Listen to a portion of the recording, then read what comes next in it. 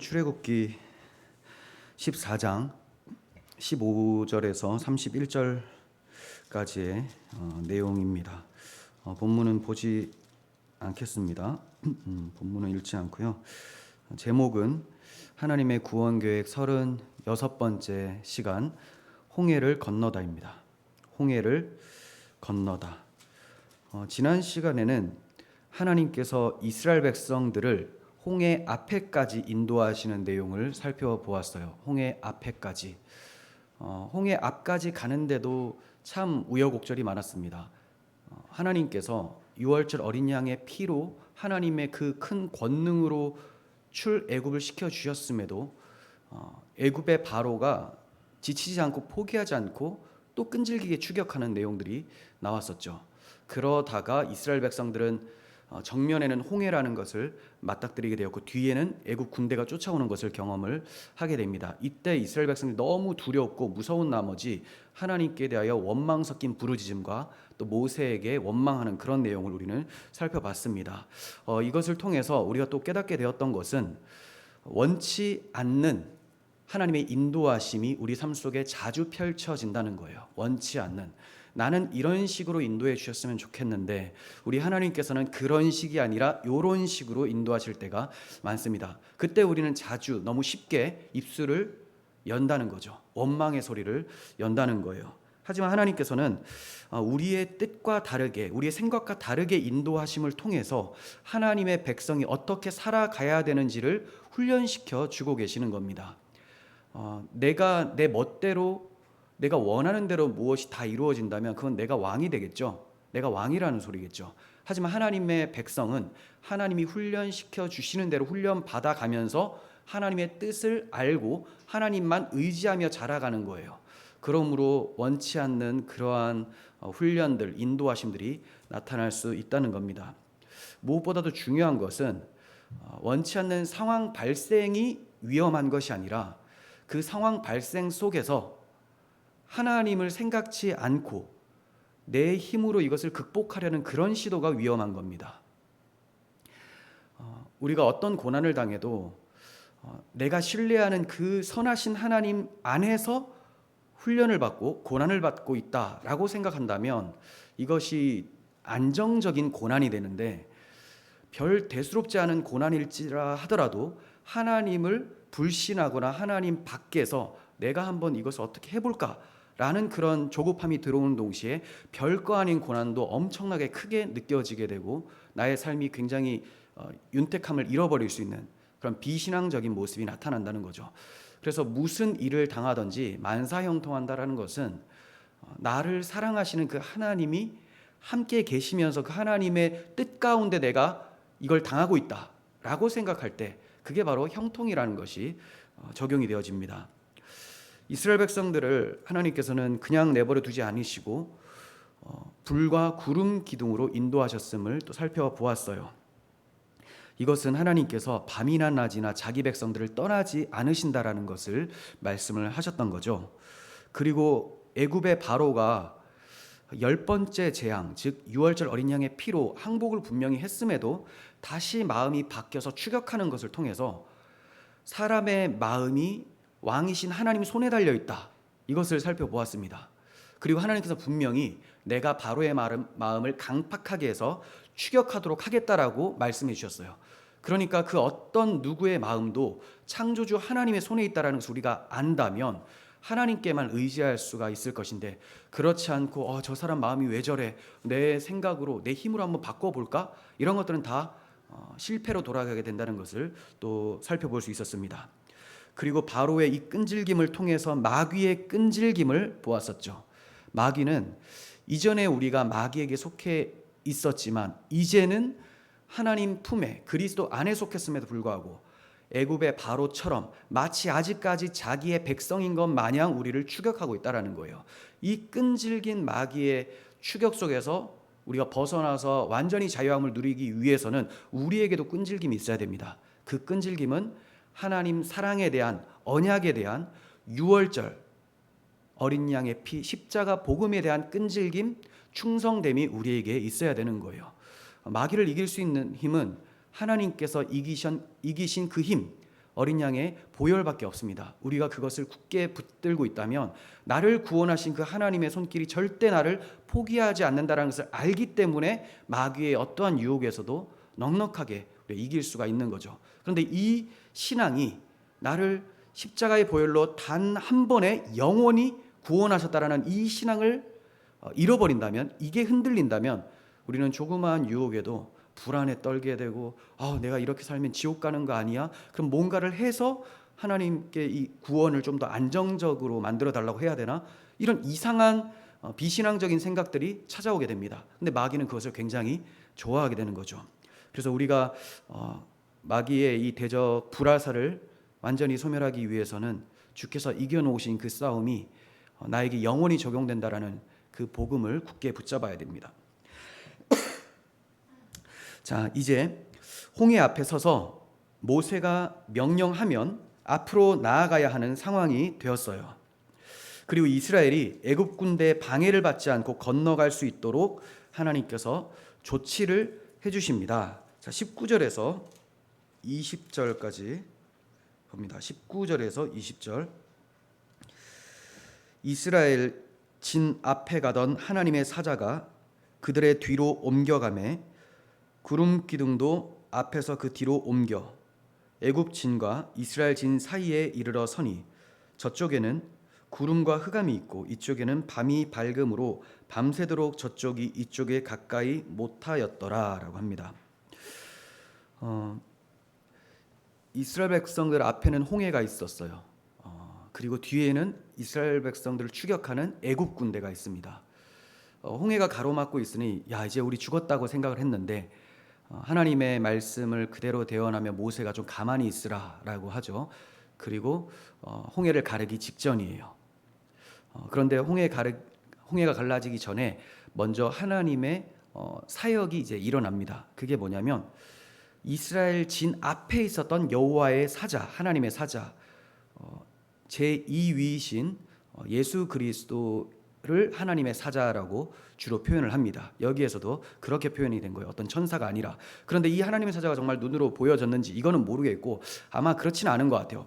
설명이 그렇다라는 거예요. 그래서 앞에 있었던 출애굽을 앞장서서 진행을 했었던 그 예수님이죠. 그 예수님이 이제 뒤로 옮겨가게 됩니다. 그것을 어떻게 알게 되느냐? 구름 기둥도 같이 뒤로 옮겨가는 것을 통해서 이제 알게 되는 거예요. 구름 기둥이 뒤로 옮겨가 버리니 보세요. 이스라엘이 여기 있고요. 홍해가 있죠. 그리고 여기 뒤에 애국 군대가 있는데 여기 중간에 이렇게 볼게요. 이스라엘 백성, 홍해, 이스라엘 백성, 애국 군대. 근데 구름 기둥 여기에 딱 자리를 하는 거예요. 그럼 분리가 일어나 버렸죠. 이제 들어오질 못합니다. 여호와의 사자가 예수 그리스도께서 중간에 딱 서버리니 저들이 이제 침범할 수 없는 상태를 보여주는 거예요. 그런데 이 예수님이 여호와의 구름 기둥이 딱 서버리니까 어떤 상태로 나누어지냐면 애국 군대 쪽에는 흑암이었다라고 나와요. 흑암. 그리고 이스라엘 백성들 쪽에서는 밤이 밝았다 이렇게 나오죠. 자, 이게 뭐냐? 이스라엘 백성들은 출애굽할 때 무엇을 의지하며 나왔습니까? 유월절 어린 양의 피를 의지해서 나왔죠.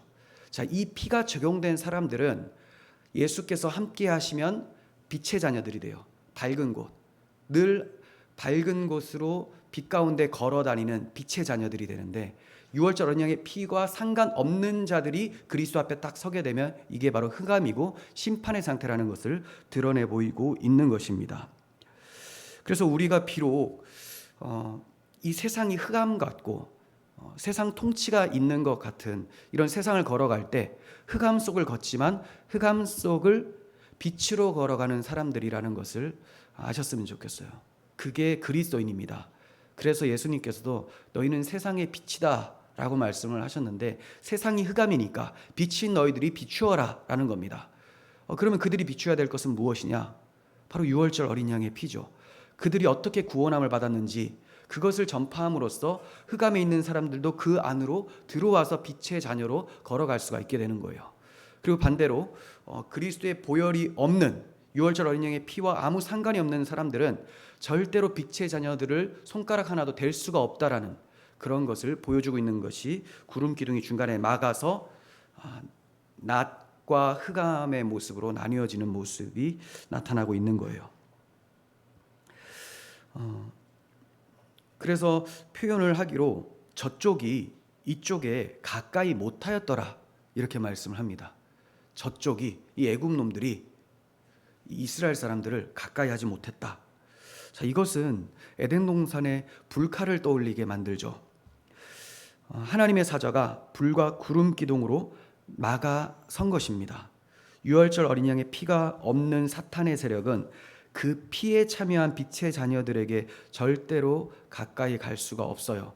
이제 에덴 동산의 불칼은 유월절 어린 양의 피로 열렸기 때문에 저들은 동산 안에 있지만 그 어린 양의 피를 통과하지 않은 사람들은 여전히 불칼 밖에서 절대로 손을 댈 수 없는 상태라는 것을 보여주고 있는 거예요. 자, 21절, 23절도 좀 보도록 합니다. 모세가 바다 위로 손을 내밀매 여호와께서 큰 동풍이 밤새도록 바닷물을 물러가게 하시니 물이 갈라져 바다가 마른 땅이 된지라. 이스라엘 자손이 바다 가운데를 육지로 걸어가고 물은 그들의 좌우에 벽이 되니 애굽 사람들과 바로의 말들 병거들과 그 마병들이 다 그들의 뒤를 추격하여 바다 가운데로 들어오는지라.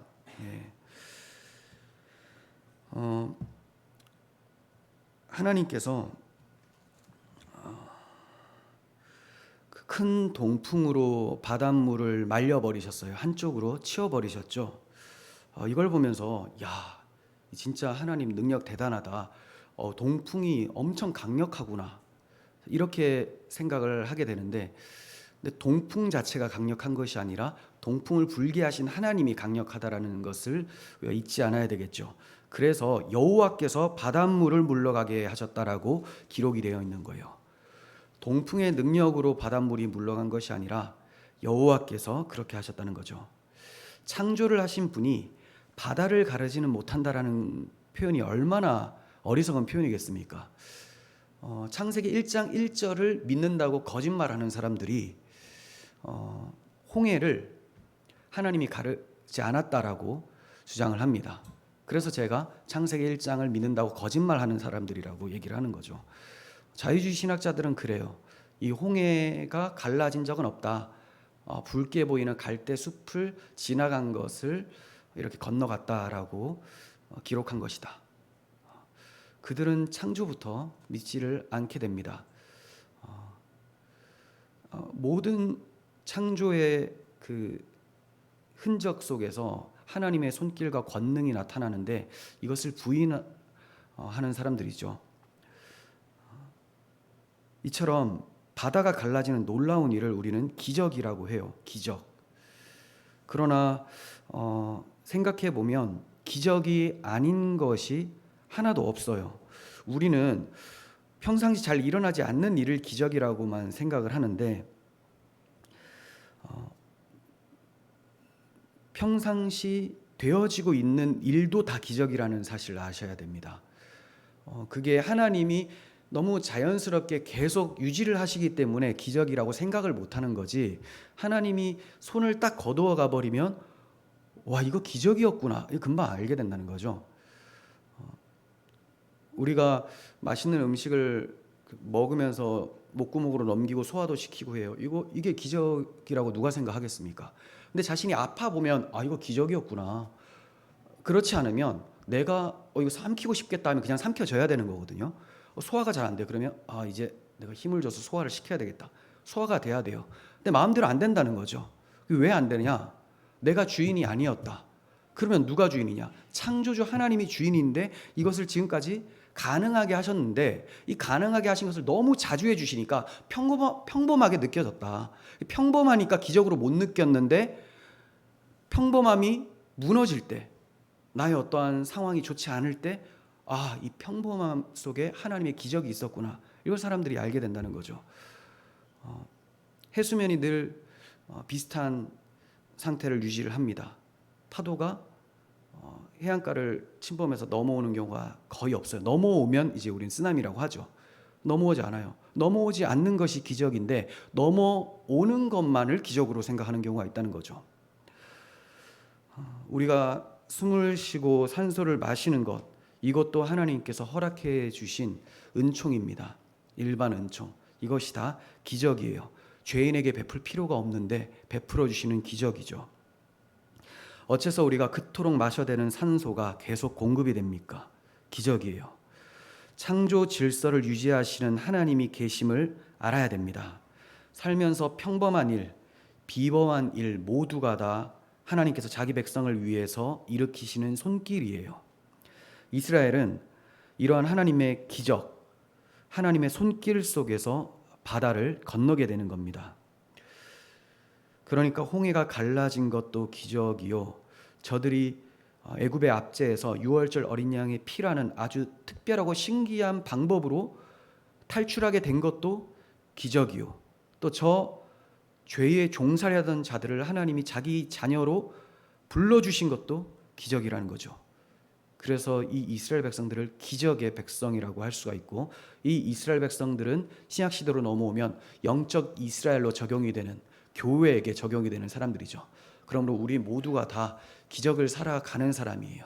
그 기적이 내가 원하는 기적이었으면 좋겠다, 이런 데만 초점 두지 마시고 나의 모든 삶이 기적이다 하는 것을 생각하실 때 우리는 슬플 때나 기쁠 때나 형편이 좋을 때나 좋지 못할 때나 다 하나님을 찬송할 수 있을 거라고 생각이 됩니다. 뒤에 애굽 군대가 쫓아오는데 이스라엘 백성들이 바다를 걸어갔어요. 걸어갔다. 일단 여기에서 담대함이 나타나죠. 뒤에는 병거를 가지고 말 타고 막 쫓아와요.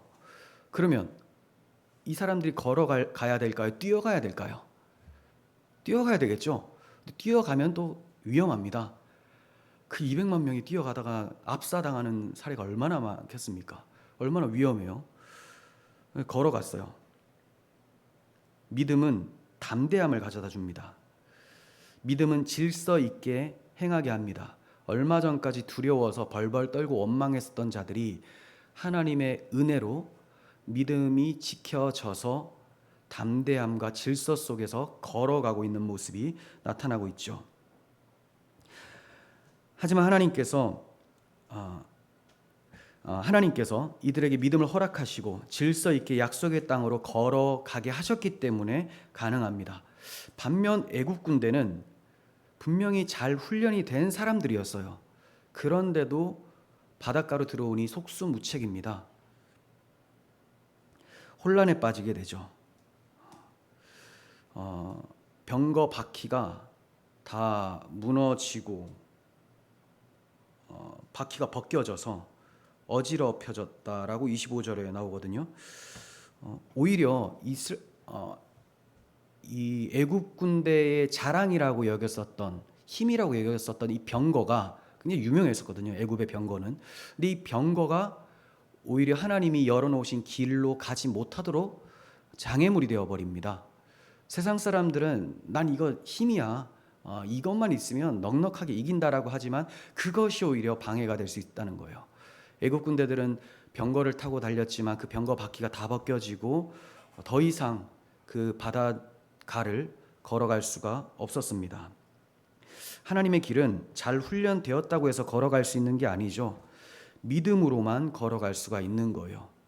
하나님께서 걷게 하시면 바닷가도 푹푹 빠지는 것이 아니라 마른 땅처럼 걸어가게 되고, 하나님 막아서시면 아무리 탄탄대로처럼 보일지라도 그들의 병거는 오히려 걸림돌이 되어지고 마는 것입니다. 교회도 믿음이 없으면 혼란스러워져요. 교회에서 함께 공동체 신앙생활을 하고 주님의 몸된 교회를 세워나가는데 믿음은 필수입니다. 이 믿음이 있어야지 교회가 질서가 유지가 돼요. 근데 믿음이 약해지면 사람들은 저마다 어떤 궁리를 하게 됩니다. 이거 해볼까 저거 해볼까, 그러다가 의견 마찰이 생기고 혼란이 찾아오고 이렇게 되죠. 무질서하게 됩니다. 시스템이라는 것이 교회의 외적인 혼란을 줄일 수는 있을 거예요. 외적인 혼란. 하지만 교회가 걸어가는 길은 영적인 길이에요. 시스템이 영혼의 혼란함을 막지는 못합니다. 교회 자체의 어떤 혼란스러움은 막을 수 있겠지만 겉으로는 괜찮은데 내 영혼에서의 막 일어나는 이 무질서함을 바로잡을 수는 없습니다. 영혼의 안식, 영혼의 질서는 오직 믿음이라는 하나님의 은혜의 선물을 통해서만 가능하게 되는 거죠. 그래서 교회는 항상 믿음 가운데에 걸어가야 되는데, 그 믿음이라는 것은 나를 구원하셔서 출애굽시켜준 그 하나님이 나를 끝까지 책임질 것이다. 그 어린 양의 피로만 나의 구속이 성취된다. 우리 교회가 다 이 예수님의 보혈로 구원받았다라는 하나님의 주권과 하나님의 은혜의 의식, 이것을 가지고 있을 때 교회가 질서 있게 세워져 갈 수가 있게 되는 거예요. 이스라엘 백성들도 홍해를 건너면서 얼마나 두렵고 떨렸습니까? 하지만 바다가 갈라지는 것을 보고 6월절 어린 양의 피로 애굽을 심판하셨던 그 하나님이 우리를 이번에도 인도하신다는 그 믿음으로 걸어갈 수 있었던 것입니다.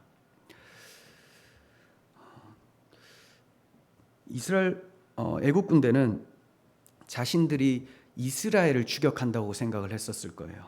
하지만 성경은 그들이 하나님을 추격한 것이다라는 그 의미로 사용을 하고 있습니다. 하나님을.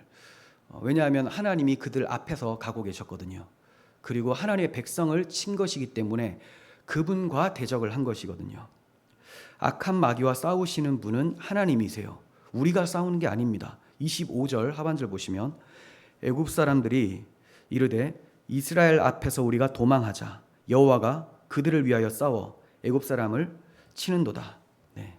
이스라엘 앞에서 도망하자. 우리가 저놈들하고 싸울 줄 알았는데 알고 보니 저들의 신과 싸우고 있는 것이다. 이렇게 얘기를 하죠. 교회는 여호와께서 싸우신다라는 것을 믿을 때 담대히 질서 있게 걸어갈 수가 있는 거예요. 이 믿음이 없으면 아무리 시스템이 잘 돼 있어도 마음의 시기와 질투, 다툼을 해결할 수가 없습니다. 결국 교회는 영혼의 혼란은 물론이고 외적인 혼란도 맞이하게 될 것이고, 다 뒤엉켜 쓰러져서 서로 밟고 밟히는 상태가 되어버리는 거죠. 그러면 바닷가 길을 걸어갈 수가 없습니다. 그렇게 되면 그게 애굽 군대와 뭐가 다릅니까? 오합지졸이 되고 다 넘어지고 푹푹 빠지고, 이렇게 되면 이게 교회인지 애굽 군대인지 알 수가 없다는 거죠. 교회는 오직 믿음으로 담대히 질서 있게 나아가야 되는 공동체예요. 믿음으로 걷는 자에게 세심한 배려를 베푸시는 하나님에 대해서 이 단어로 표현을 하고 있어요. 마른 땅으로 걸어갔다. 마른 땅. 이상하지 않습니까? 동풍으로 물을 한쪽으로 몰아버리고 벽으로 세워버렸어요. 그렇죠? 그러면 흙이 드러났을 텐데 흙이 어떤 흙일까요? 당연히 진흙이어야 되겠죠. 그런데 질퍽질퍽한 진흙이 아니라 마른 땅이 되어버렸다. 자기 백성이 넉넉히 걸어갈 수 있도록 완전히 말려버렸다라는 겁니다. 하나님의 인도하심은 절대적으로 안전하고 쉽습니다. 수고하고 무거운 짐진 길이 아니에요. 이게 자기 힘으로 걸어가려고 하면 그냥 진흙탕을 걸어가게 되는 것인데, 하나님의 은혜로 걸어가니까 마른 땅처럼 반석을 걷는 것처럼 걷게 된다는 거죠. 애국 군대처럼 자기 힘으로 나아간다면 바퀴가 벗어지는 수고가 따르겠지만, 어린 양의 피를 의지하고 걸어가는 자들에게는 마른 땅이 되어서 쉽고 가볍게 하십니다. 우리 삶 속에서도 지금도 하나님께서 이러한 배려를 베풀고 계세요. 하나님만 믿고 나아가면 넉넉하게 걸어갈 수 있게 하십니다. 넉넉하게. 앞이 캄캄할 수 있습니다. 이스라엘 백성들이 홍해 길을 걸어갈 때 처음에 딱 보자마자 끝에가 다 열렸을까요? 완전 저 반대편이 다 보이는 정도로 열렸을까요? 그렇지 않아요. 아주 오랜 시간 동안 물로 한쪽으로 벽을 만들어버리고 길을 내셨다는 거죠. 그러면 뭐냐? 그냥 시커먼 바닷가를 계속 걸어가는 거예요. 그럼 계속 열리는 겁니다. 한 발 한 발. 많은 믿음이 필요한 게 아니에요. 그냥 하루에 걸어갈 그 양만큼, 주께서 보여주시는 그만큼만 순종하며 걷는 것이 믿음의 걸음입니다. 근데 우리는 끝까지 다 보여주세요. 그렇지 않으면 무서워서 못 걷겠어요. 그게 무슨 믿음입니까? 이 눈에 아무 증거 보이지 않아도 믿음만을 가지고 늘 걸으며 이렇게 걸어가야 되는 거죠. 이스라엘 백성들 눈앞에는 시커먼 바다 흑암이었지만 주님과 같이 걷는 길이었기 때문에 밝은 대낮에 반석 위를 걷는 것처럼 마른 땅을 걸을 수가 있었던 거예요. 지금 우리의 삶 속에서도 이러한 배려를 베풀고 계세요. 단지 내가 믿음으로 걷지 않아서 바퀴가 찢어질 뿐입니다. 우리의 고집과 아집을 내려놓고 하나님만 의지하고 걷는다면 아기를 입은 여자들도 충분히 걸어갈 수 있는 하나님의 배려를 경험할 수 있게 될 것입니다. 26절에서 29절 봅니다. 여호와께서 모세에게 이르시되 내 손을 바다 위로 내밀어 물이 애굽 사람들과 그들의 병거들과 마병들 위에 다시 흐르게 하라 하시니 모세가 곧 손을 바다 위로 내밀매 새벽이 되어 바다의 힘이 회복된지라. 애굽 사람들이 물을 거슬러 도망하나 여호와께서 애굽 사람들을 바다 가운데 엎으시니 물이 다시 흘러 병거들과 기병들을 덮되 그들의 뒤를 따라 바다에 들어간 바로의 군대를 다 덮으니 하나도 남지 아니하였더라. 그러나 이스라엘 자손은 바다 가운데를 육지로 행하였고 물이 좌우의 벽이 되었더라라고 합니다. 바다의 힘이 회복되었더라. 모세가 다시 손을 내미니 바다의 힘이 회복되었더라. 그럼 바다의 힘이라는 것이 뭘까요? 들어가면 수장시켜 버리는 게 바다의 힘이죠. 빠지면 죽는다. 죽음이에요. 죽음. 이게 회복이 됐어요. 근데 이스라엘 백성들이 다 지나가기까지는 회복이 안 됩니다. 이 바다라는 것은 저주를 상징하고 죽음을 상징하는 표현으로 자주 등장을 하죠. 이 죽음이 이스라엘 백성을 덮을 수가 없었더라. 하나님의 백성에게 유월절 어린 양의 피를 의지하여 나온 백성에게는 죽음이라는 것이 절대로 힘을 회복할 수가 없습니다. 사망아 네가 쏘는 것이 어디 있느냐. 그리스도께서 이 모든 것을 사망 것을 이기셨기 때문에 바다가 힘을 회복할 수가 없었어요. 하지만 어린 양의 피와 무관한 애국 군대가 들어왔을 때는 바다가 힘을 회복해서 저들을 수장시켜 버리죠.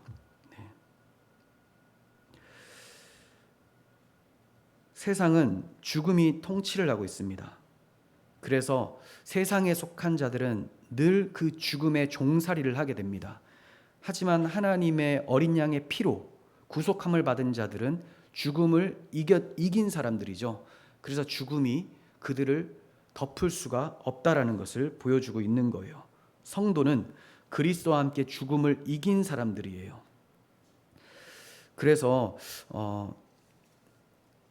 이기는 것도 그냥 어렵게 이기는 것이 아니라 아주 넉넉하게 이겨서 마치 승리를 한 개선 장군의 행렬처럼 당당하게 걸어가는 모습을 바다 가운데를 육지처럼 건넜다라는 표현으로 사용하고 있는 겁니다.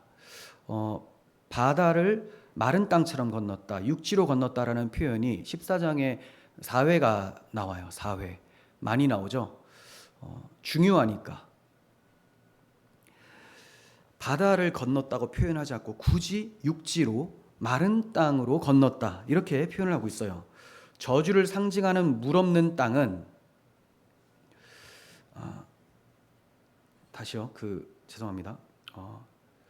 저주를 죄송합니다. 머리 회로가 지금 잘 안 돌아가요. 이게 지금 제가 바다 물 이게 저주를 상징하죠. 근데 이 물이 없는 땅. 그럼 없는 땅은 무엇을 상징할까요? 생명을 상징하고 구원을 상징을 하겠죠. 구원. 이스라엘 백성들이 구원받은 자로서 구원의 땅으로 걸어가게 되었다라는 것을 보여주고 있는 거예요. 그래서 사도 요한은 환상 중에 새 하늘과 새 땅을 보게 되는데 처음 하늘과 처음 땅이 다시 있지 않고 바다도 다시 있지 않더라. 계시록 21장 1절에서 말씀하고 있습니다. 그 나라 가니까 처음 하늘과 처음 땅, 멸망할 세상이라는 거예요. 사라지고 바다도 없더라. 바다도. 그런데 또 다른 바다는 나와요. 유리 바다. 밑에가 투명하게 보이는 흑암의 바다가 아니에요. 저주의 바다가 아니라 하나님의 은혜로 이제 깨끗하게 씻겨내는 그 바다, 유리 바다는 있는데 저주의 바다는 사라졌더라. 이것을 말씀을 했었습니다. 이처럼 하나님은 자기 백성을 죽음의 바다를 마른 땅과 같이 건너가게 하심으로 온전한 구원을 이루어 주신다라는 것을 보여주고 있는 거예요. 이렇게 바다를 밟고 마른 땅으로 건너가는 것, 이거 이제 구원을 나타내는 건데, 이러한 관련된 성경 구절을 좀 찾아보면서 구속사적으로 바다가 물러가고 육지가 드러나는 것이 어떻게 구원인가를 좀 말씀드리려고 합니다. 시편 77편 19절 봅니다. 자, 홍해를 건너간 사건을 이렇게 시편 기자가 노래를 합니다. 주의 길이 바다에 있었고 주의 곧은 길이 큰 물에 있었으나 주의 발자취를 알 수 없었나이다. 주의 백성을 양떼같이 모세와 아론의 손으로 인도하셨나이다. 주께서 바다를 건너게 하셨다라는 것을 말씀하죠. 마치 목자가 앞에서 양떼를 인도하는 것처럼 아론과 모세를 통하여서 바다를 건너게 하시고 광야를 통과하게 하셨다. 네. 그래서 여호와의 사자가 그 이스라엘 진 앞에 앞장서서 가고 있었던 것입니다. 자, 시편 104편 7절도 봅니다. 주께서 꾸짖으시니 물은 도망하여 주의 우레소리로 말미암아 빨리 가며.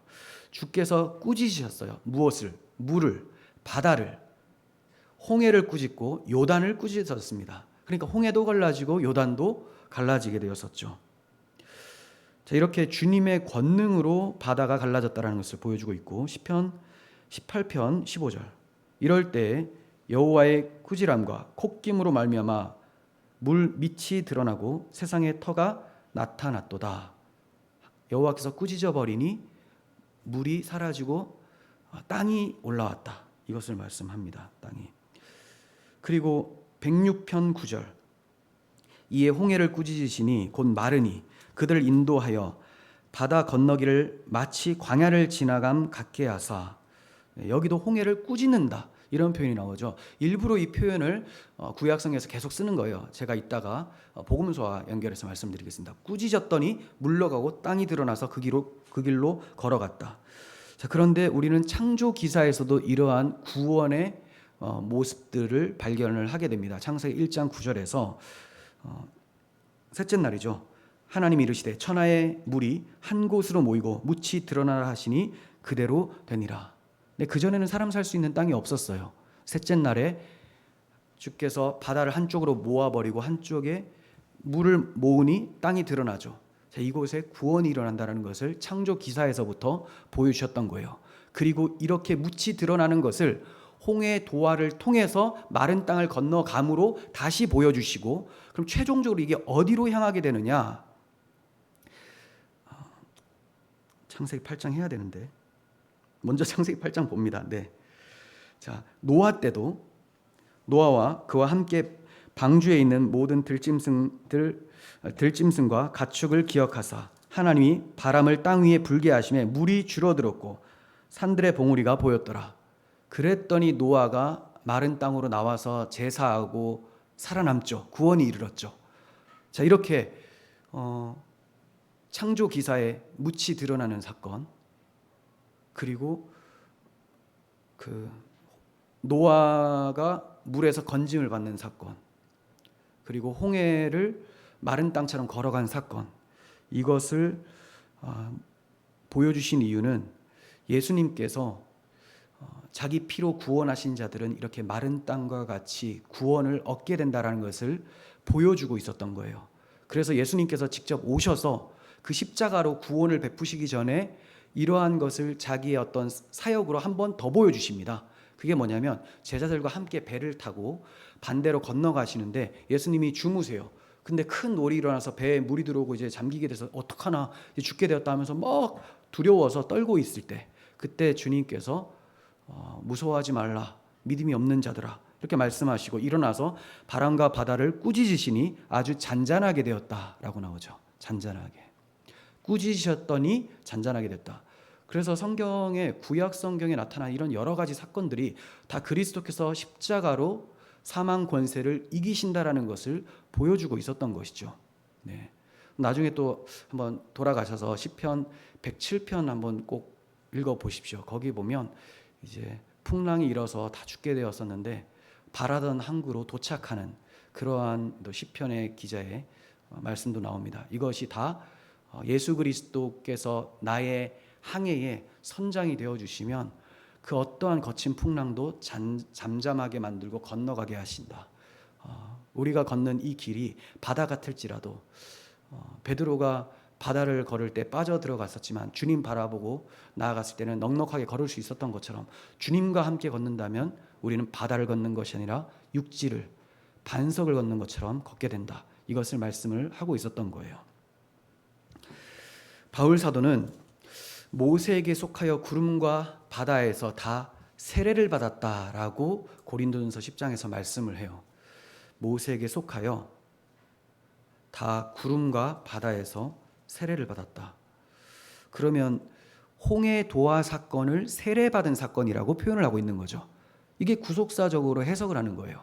바울이 구속사적으로 해석을 굉장히 잘합니다. 물론 그분이 그렇게 해놨기 때문에 우리가 이제 하는 건데, 그러니까 홍해 사건을 통해서 세례로 보지 못하고 세례의 의미는 십자가를 가리키고 있는 거죠. 그냥 율법 이게 아니라 십자가를 가리키고 있는 거예요. 그걸 보지 못한다면 홍해 도화 사건을 이상하게 해석을 하겠죠. 홍해 도화가 영적 세례의 예표였음을 말씀을 해주셨던 거예요. 세례가 무엇입니까? 세례. 물에서 건짐을 받는 게 세례죠.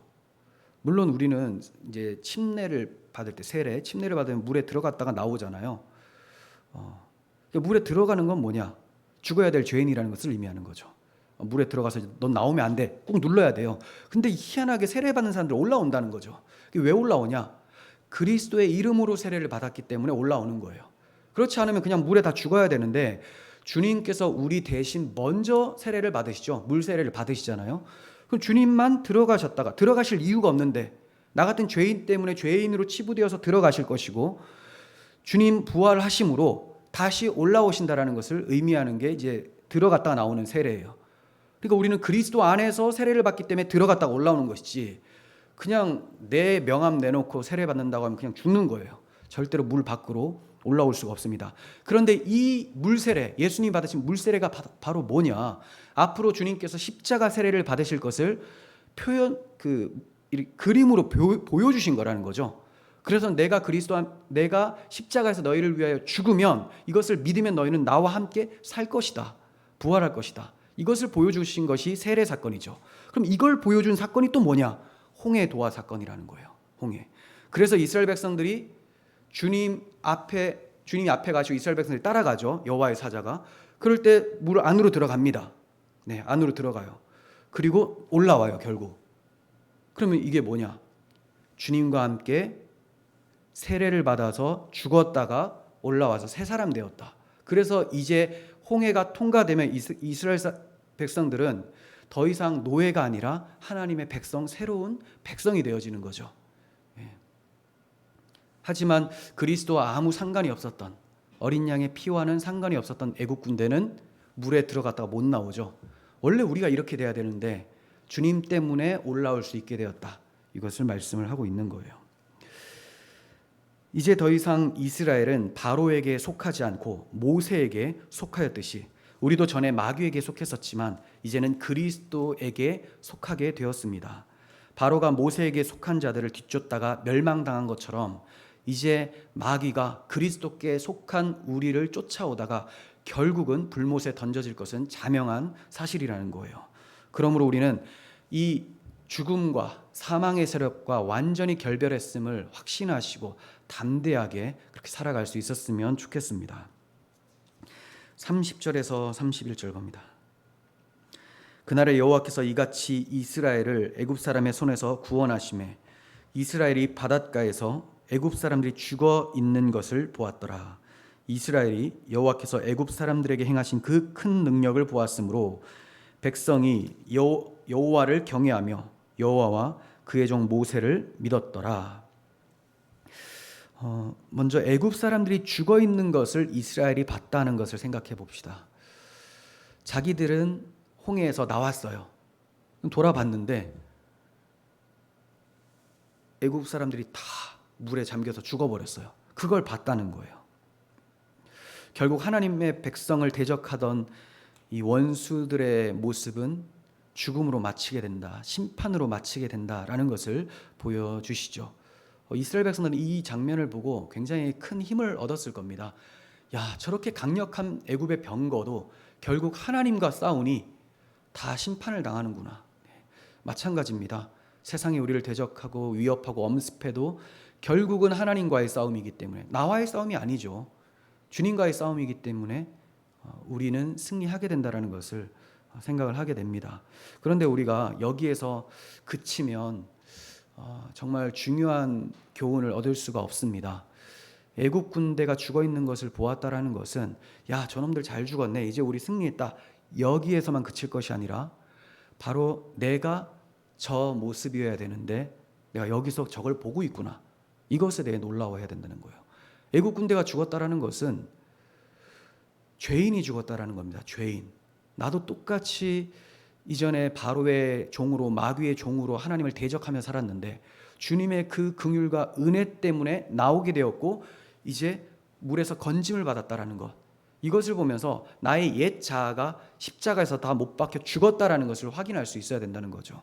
그러니까 우리가 누구를 봤을 때 뭐 잘못하는 걸 보면, 아, 저 사람 저래가지고 이제 심판받을 거야, 이렇게 정죄하고 할 것이 아니라, 내가 저런 모습이었는데 지금 이런 모습으로 변화된 것은 주의 은혜구나, 그리고 저 영혼을 위해서도 기도할 수 있어야 되겠죠. 근데 정말로 우리 생각이 거기까지 미치게 될까요? 자주 안 미친다는 거예요. 그냥 엎드려 죽은 사람들, 저 사람 나하고 달라, 이렇게 많이 본다는 거죠. 이런 사람들이 교회에 많아지면 교회가 이제 애국군대처럼 수장당하죠. 바퀴 다 벗겨지고 혼란이 찾아오고 서로 오합지졸처럼 싸우게 돼요. 내가 홍해를 통과할 수 없는 자다, 주님의 은혜가 아니면 나는 절대로 통과할 수 없다, 이것을 아는 것이 신앙의 시작이에요. 그래서 설교 시간에 십자가 복음을 전하는 이유는, 이거 신기하지 않습니까? 여기에도 십자가가 나오죠. 야, 이 수수께끼 같죠? 구속사가 참 재밌죠? 이거 말씀드리는 것이 아니죠. 그거 알면 뭐예요? 그렇게만 생각을 한다면, 나는 성경을 봐도 십자가를 볼 수 있어, 너무 재밌다, 그거 알면 뭐합니까? 그거 부둥켜 안고 지옥 가게 생겼는데. 내가 십자가를 왜 만나야 되는 사람인지를 잊어서는 안 된다라는 것을 말씀드리기 위해서 십자가를 계속 전하잖아요. 그리고 십자가라는 그 렌즈를 통해서 하나님을 보고, 그럼 겸손이 일어나죠. 십자가를 통해서 내 이웃을 볼 때 사랑이 일어나죠. 긍휼이 일어나고. 근데 십자가는 자기 지식을 쌓는 데만 사용하고 교만음으로 사용이 되어진다면 이것이 어떻게 교회의 모습이겠습니까? 참 성도는 십자가에서 죽고 부활하신 그리스도와 함께 삶으로써 이전과 다른 사고를 가지고, 그리고 연약한 사람들을 보면서는 그것을 위해 기도하고 저들을 세워줄 수 있는 이런 사람이죠.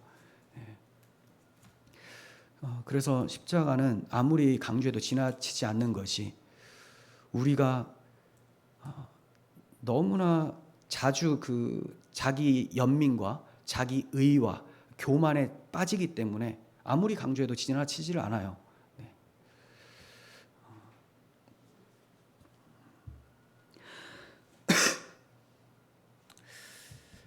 비록 마귀는 아직도 우리 옛 자아가 살아서 꿈틀댄다고 우리 주변에 와서 자주 속삭입니다. 그런데 그 말을 믿으시면 안 돼요. 이스라엘 백성들은 홍해를 건넜고 이전에 이스라엘 백성들의 모습을 나타내고 있었던 애국 군대는 다 쓰러져 죽어 있습니다. 죽은 것이, 이전에 내 모습은 죽었다라는 것이 하나님 법정에서 완료된 상태라는 겁니다. 끝났어요, 이제. 근데 마귀는, 아니야, 너 그렇게 살면 지옥 가. 그렇게 살면 너 이 모습으로는 하나님이 용서하지 않을 거야. 그럼 어떠한 모습이어야지 용서를 하십니까? 어떠한 모습이어야지?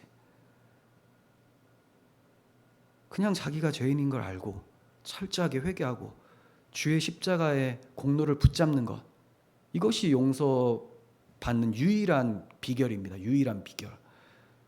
그렇게 은혜 받고 구원함을 확신한 사람은 이제 주님의 뜻대로 율법의 그 모습처럼 열심히 살아가죠. 그거는 마땅한 거예요. 그런데 내 모습이 이러니까 이 모습을 고쳐서 주 앞에 인정받으려고 하는 시도들, 이런 것들이 잘못된 거라는 거예요.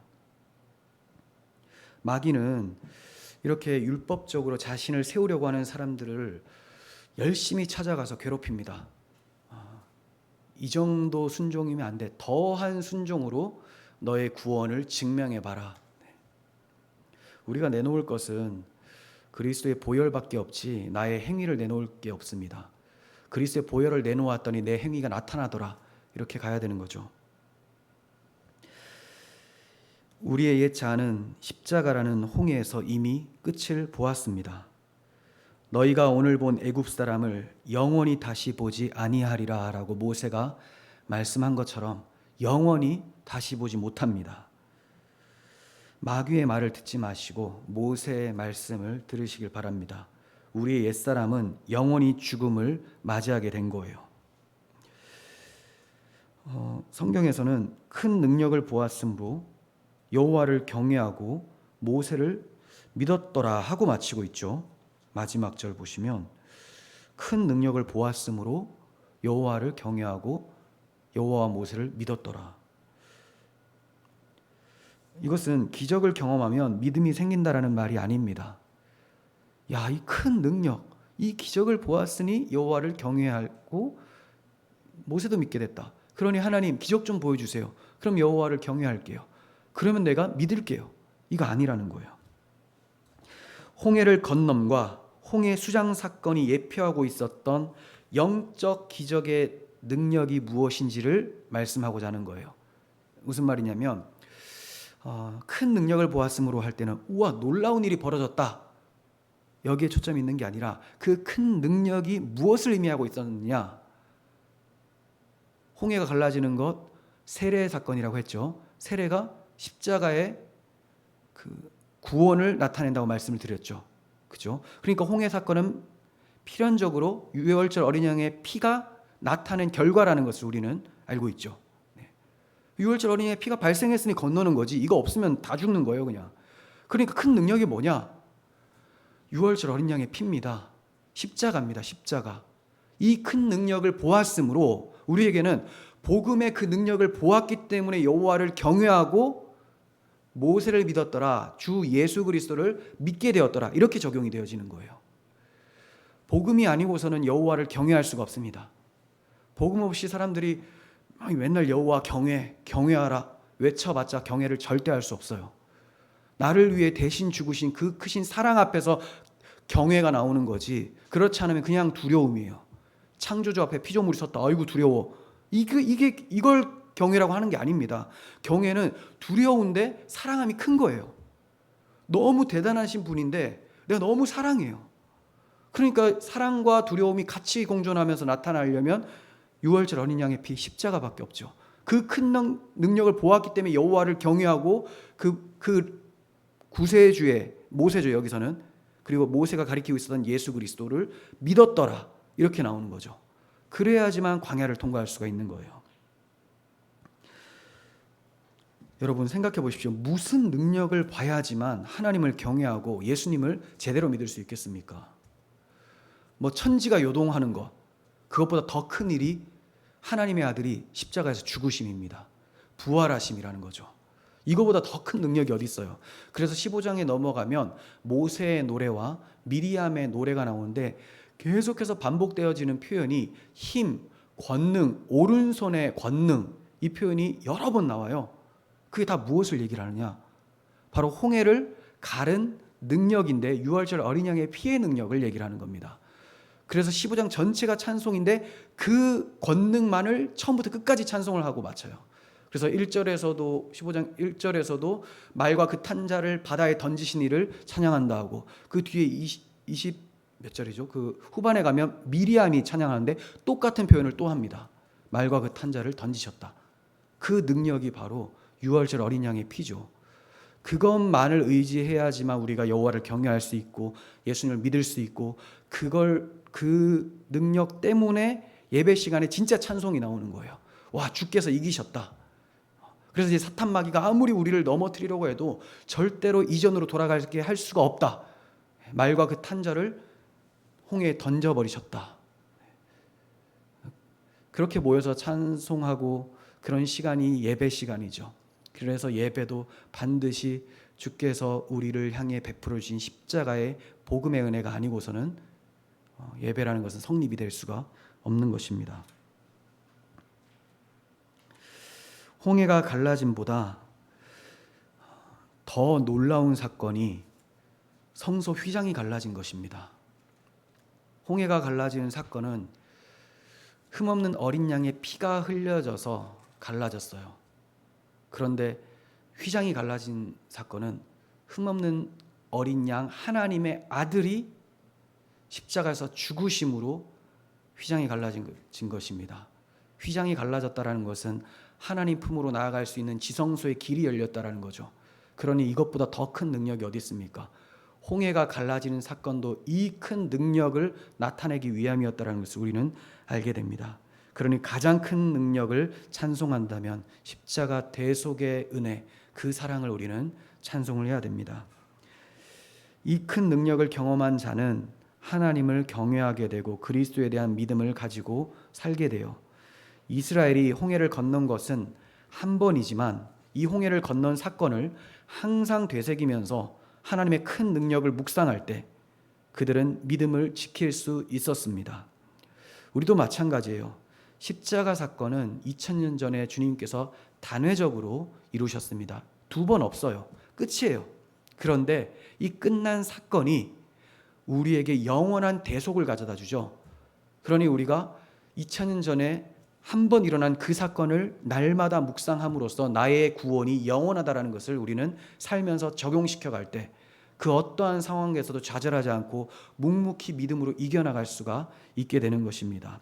그래서 이스라엘 백성들한테도 너희가 가나안 땅에 들어가면 매년 절기를 지켜라. 절기 6월절이에요. 그거 지켜라. 잊지 마라.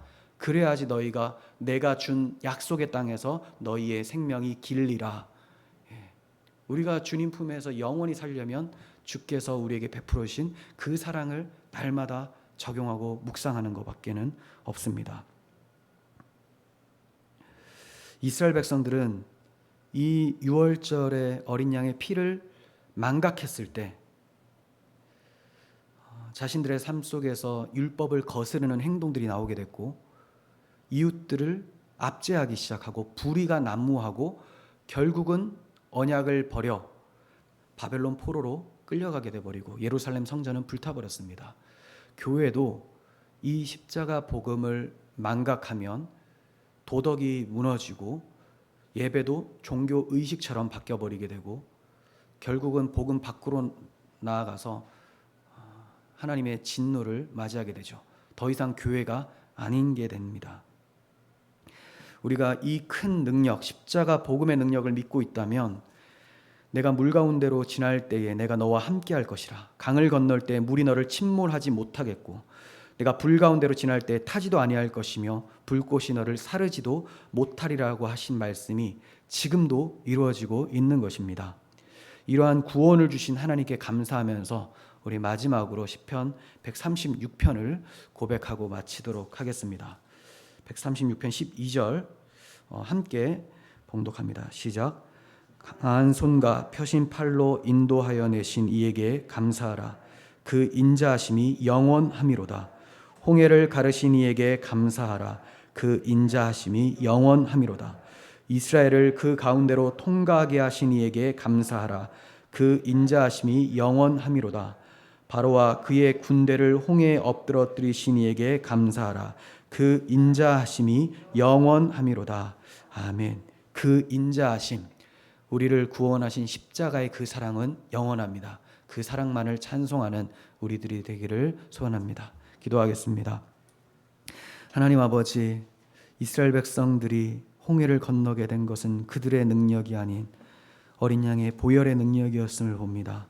하나님, 대적마귀가 끊임없이 추격해오나 십자가의 보혈을 붙들고 살아가는 저희들에게 마귀가 엄습할 수 없고 가까이 할 수 없음을 보게 되었습니다.